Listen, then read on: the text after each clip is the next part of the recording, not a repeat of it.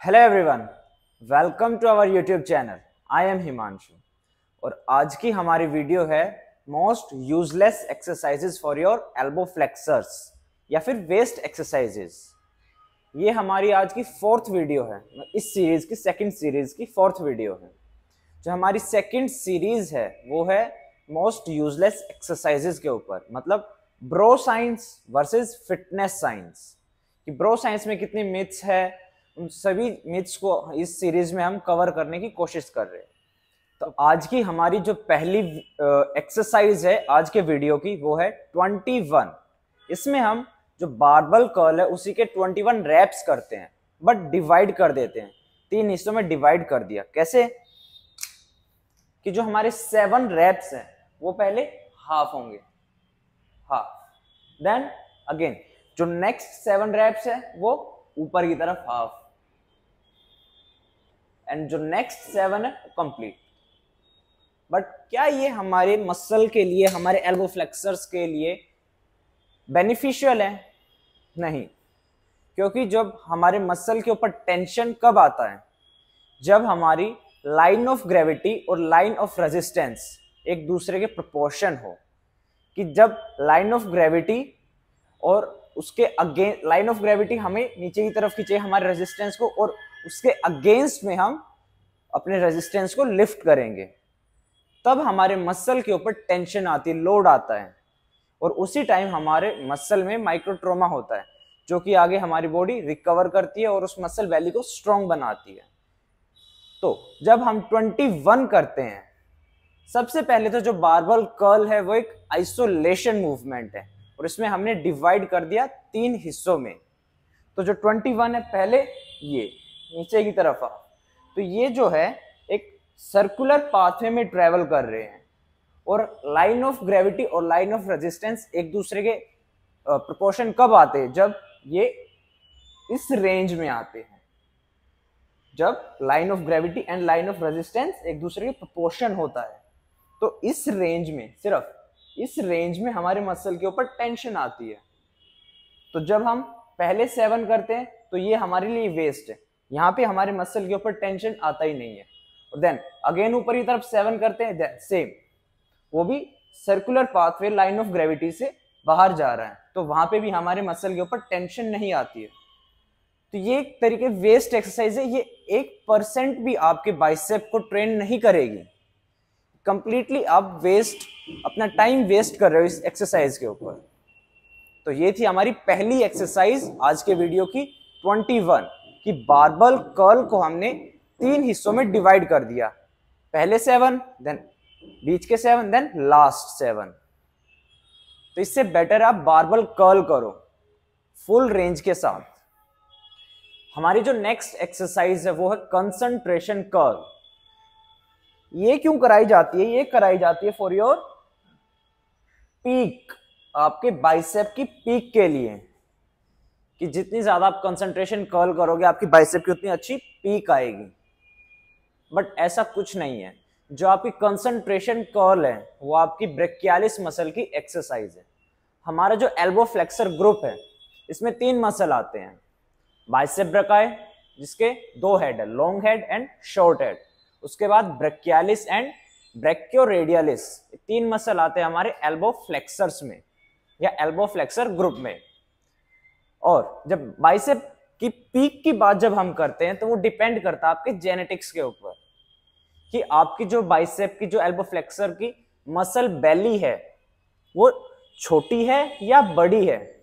अगर किसी की मसल बेली छोटी है तो आप जैसे ही मसल को फ्लेक्स करोगे वो अपने आप पीक आ जाएगी। बट अगर आपकी मसल बेली बड़ी है तो आप कितना भी ट्राई कर लो, कितनी भी कंसंट्रेशन कर लो, वो पीक नहीं आएगी। तो अगर आप कंसंट्रेशन करते हो अपने बाइसेप की पीक के लिए तो ये आपके लिए यूजलेस एक्सरसाइज है। बट अगर आप इसको ट्रेन करते हो, कंसंट्रेशन करते हो for your brachialis muscle, then it's okay. But concentration से भी अच्छा हमारे पास ऑप्शन है स्पाइडर कर्ल। तो आप कंसंट्रेशन ना करें, उससे बेटर आप स्पाइडर कर्ल करें।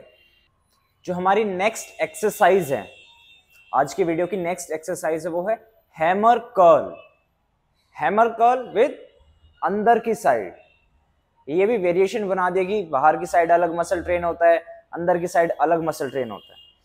ये कुछ इस तरीके से है कि आपने सेम हैमर कर्ल वाली पोजीशन करनी है, बट इसमें आगे की तरफ एंड अंदर की साइड कर्ल। बट ये क्यों कराई जाती है? To train your short head and long head. बोला जाता है कि अगर बाहर की तरफ करोगे तो आपके बाइसेप का लॉन्ग हेड ट्रेन होगा, और जब अंदर की साइड करोगे तो आपका बाइसेप का शॉर्ट हेड ट्रेन होगा। बट ऐसा कुछ नहीं होता है। जो आपकी हैमर कर्ल है वो आपके ब्रैकियोरेडियलिस की एक्सरसाइज है, और जब हम कर्ल जो अपना एल्बो को फ्लेक्शन में लेके जाते हैं तो वो आगे की तरफ ही जाती है। जब आप रोटेट करते हो तो आपका शोल्डर जॉइंट रोटेट होता है, ना कि आपका एल्बो जॉइंट रोटेट होता है। जो यहाँ पे रोटेशन हुई है ये यहाँ पे शोल्डर जॉइंट की हुई है, और आपका ब्रैकियोरेडियलिस शोल्डर जॉइंट से कोई रिलेशन नहीं है। वो एक जॉइंट को कवर करता है, यूनि आर्टिकुलेट मसल है, एल्बो जॉइंट को कवर करता है। और एल्बो जॉइंट एक हिंज जॉइंट है जो जॉइंट एक्शन परफॉर्म करते हैं, फ्लेक्शन एंड एक्सटेंशन। तो अगर आप अंदर की तरफ रोटेट कर्ल भी कर रहे हो तो वो आपके ब्रैकियोरेडियलिस को ही ट्रेन करेगा, क्योंकि रोटेशन हमारे शोल्डर में हुई है, ना कि हमारे एल्बो में। तो ये एक मिथ है, ऐसा कुछ नहीं होता कि अंदर की साइड करोगे तो आपका शॉर्ट हेड ट्रेन होगा, बाहर की साइड करोगे तो आपका लॉन्ग हेड ट्रेन होगा। आपकी जो हैमर कर्ल है वो आपके ब्रैकियोरेडियलिस की एक्सरसाइज है। तो हमारे वीडियो की नेक्स्ट एक्सरसाइज है, सेम बारबल कर्ल है बट इसमें वेरिएशन है। अकॉर्डिंग टू ब्रो साइंस इस वेरिएशन में भी आपका long head and short head अलग अलग ट्रेन होता है।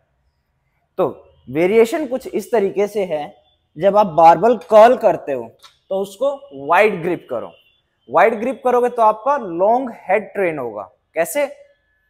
ये आपका भी इस टाइम पे लॉन्ग हेड ट्रेन हो रहा है। और जब आप क्लोज ग्रिप करते हो तो आपका शॉर्ट हेड ट्रेन हो रहा होता है। तो अकॉर्डिंग टू ब्रो साइंस ये है। बट सेम जब वाइड ग्रिप करते हो, हमारा एल्बो तो सिर्फ फ्लेक्शन एंड एक्सटेंशन कराता है, तो जैसे हमने वाइड ग्रिप की हमारा शोल्डर बाहर की तरफ रोटेट हुआ है, तब वो वाइड ग्रिप हुई है। और सेम जब हम क्लोज करते तो शोल्डर अंदर की तरफ रोटेट हुआ है। तो सेम हैमर कर्ल वाला कॉन्सेप्ट है कि अगर बाहर की तरफ करोगे तो आपका लॉन्ग हेड, अंदर की तरफ करोगे तो शॉर्ट हेड। बट हमारा एल्बो सिर्फ फ्लेक्शन एंड एक्सटेंशन कराता है, और शोल्डर को अगर आप बाहर की तरफ रोटेट कर दो या अंदर की तरफ रोटेट कर दो तो मसल इन्वॉल्वमेंट चेंज नहीं होता है, वो आपके बाइसेप को ही ट्रेन कर रहा है। बट जो हमारा बाइसेप ब्रकाई है, long head and short head, वो एक सिंगल मसल है जिसका जॉइंट एक्शन क्या है? Elbow flexion.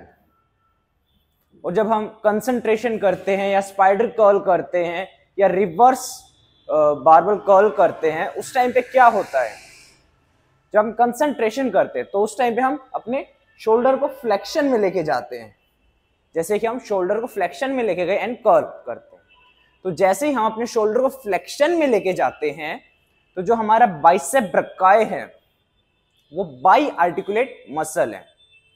तो बाई आर्टिकुलेट है हमारे शोल्डर एंड एल्बो जॉइंट, इन दोनों जॉइंट को कवर करता है। तो जैसे ही हम शोल्डर को फ्लेक्शन में लेके गए तो जो बाइसेप ब्रकाई है वो वर्क करता है हमारे शोल्डर में और एल्बो जॉइंट को फ्री कर देता है।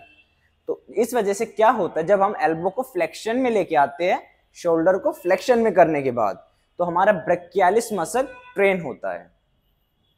तो ये अलग मसल ट्रेन होता है। लॉन्ग हेड शॉर्ट हेड का कोई कॉन्सेप्ट नहीं है, वो एक ही बार में ट्रेन होता है। जब आप अपने एल्बो को फ्लेक्शन में लेके जाते हो, अपने शोल्डर को न्यूट्रल रख के एल्बो को फ्लेक्शन में लेके जाते हो, तो उस टाइम पे आपका long head and short head दोनों हेड ट्रेन होते हैं एक साथ। आप अलग अलग ट्रेन नहीं करते हो। तो ये जो आप वाइड ग्रिप करते हो या क्लोज ग्रिप करते हो, ये वेस्ट। आप सिंपल बारबल कर्ल करो, न्यूट्रल ग्रिप में बारबल कर्ल करो।